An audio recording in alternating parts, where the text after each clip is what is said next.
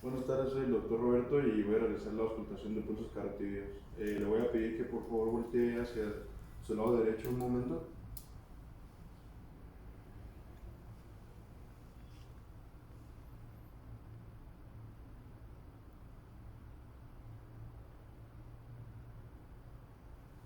Ok, ahora hacia el otro lado, por favor.